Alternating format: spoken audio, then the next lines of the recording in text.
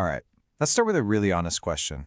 I want you to take a second and actually think about this. If nothing, and I mean nothing, changes, your habits, your routines, the way you think, where will you really be when 2026 is over? Not where you hope you'll be, but where your current path is quite literally taking you. Yeah, that can be a pretty uncomfortable question, can it? But you know what? It's probably the most important one you can ask yourself. So in this explainer, we're going to break down 7 super practical habits to help you actually architect your future, instead of just letting it happen to you. So here's the thing.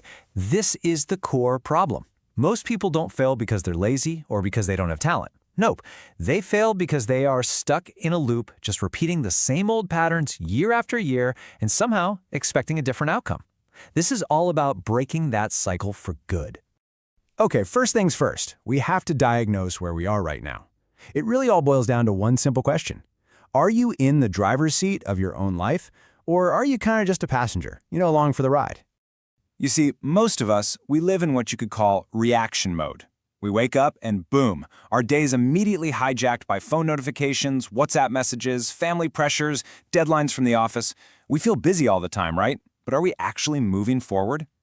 The alternative is intention mode, and that starts not with reacting to everything, but with a clear, chosen priority.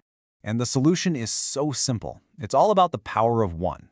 Before you even look at your phone in the morning, just ask yourself this one little question. What is the one thing I absolutely must move forward today? Not 10 things, just one. That single shift takes you from reacting to choosing. And choosing that one thing, well, that brings us to our very first set of habits. Think of this as the foundation. It's all about taking back control of your own mind. Now this quote, it's so true, especially in our lives today. You just can't commit to your goals if your mind is a cluttered mess of too many opinions, constant comparisons on social media, and endless advice from everybody. To get clear, you have to reduce that mental noise. I mean, just take the story of this professional. He was earning a pretty decent salary, but he was miserable. And why? Because his mind was so crowded. He was constantly comparing himself to his friends who were buying new cars or getting promotions. The second he cut out that noise and just focused on his own plan, his peace came back. And here's the key takeaway. Peace improves your performance, not pressure. So once we have a clearer mind, we can move on to the construction phase, building the real, tangible skills that are actually going to move the needle for us. Now here's a trap that so many of us fall into, especially in India. We watch one YouTube video on coding, then another on the stock market, then one on becoming a content creator. We end up knowing a little bit about everything, but we're not actually good at anything. We're just dabbling, we're not mastering. And this is the hard truth, isn't it? Your curiosity, that's for you. But the market, whether it's for a job or a business, it rewards usefulness. One person who has deep, solid knowledge of a single valuable skill will always be more rewarded than someone who has a shallow knowledge of 10 different things. Depth always beats speed.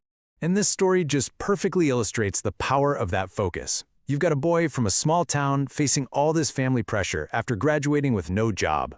Instead of panicking and chasing a million things, he just focused on one, improving his spoken English for 1 hour every single day. He didn't become a superstar overnight, no, but he became employable. And that's what real progress looks like. It's quiet, it's slow, and it's consistent. Now, to stay consistent with that kind of effort, you've got to shift your focus. Stop tracking just the results. The final marks, the salary, the big promotion. That stuff can take a really long time, and it can be super demotivating. Instead, track your effort. Track the hours you studied. Track the number of applications you sent. Effort is immediate, and it's something you can actually control. Seeing that effort stack up day after day, that's what builds real, lasting confidence. So we've got a clear mind, we're building skills. Now we need the habits for maintenance, for building that mental strength to keep going when things inevitably get tough. Let's be honest, motivation is flaky. It comes and it goes. A routine, on the other hand, is reliable. And this is so true in the noisy context of Indian life. With all the family duties and social pressures, things never fully calm down, do they? A fixed routine, same wake-up time, same study slot, it acts like an anchor in the chaos. It cuts down on decision fatigue because you stop arguing with yourself every single day. Our brains are basically wired to avoid discomfort. The moment studying feels hard or we face a rejection, our first instinct is to escape, right? To scroll through some reels or watch a few videos. But all the progress, all the growth, it only happens in that zone of discomfort. If you're constantly running away from it, your comfort zone just gets smaller and smaller. And here's a super simple rule to fight that escape instinct. When you get that urge to quit, just tell yourself, 10 more minutes. That's it, only 10. And you know what? More often than not, that's all you need to push through that initial resistance. This one simple habit builds incredible mental strength over time. And finally, none of this is going to work if your inner voice is a harsh judge, constantly telling yourself, I am useless, or I completely wasted my time. That doesn't build discipline. It just builds fatigue. You have to be your own coach. So when you mess up, the question isn't, what's wrong with me? It's, okay, what can I learn from this? Self-respect. That's the real foundation of self-control. So, we have covered a lot of ground. Now, let's bring it all together and figure out the most important part of this whole thing, your very first step. And here they are again, all in one place. Living with intention, not reaction. Building one skill deeply. Following a simple routine. Facing discomfort instead of running from it. Tracking your effort, not just the results. Reducing all that mental noise. And finally, being your own coach. You know, these aren't flashy, but they are the things that quietly, day by day, change your life. And this is where it all becomes real. Don't even try to do all 7 at once. That's a recipe for disaster. Just look at this list and pick one. Which single habit will you commit to starting tomorrow morning? Not next week, not on New Year's. Tomorrow. That is how real change actually begins. Because at the end of the day, 2026 is going to arrive no matter what we do.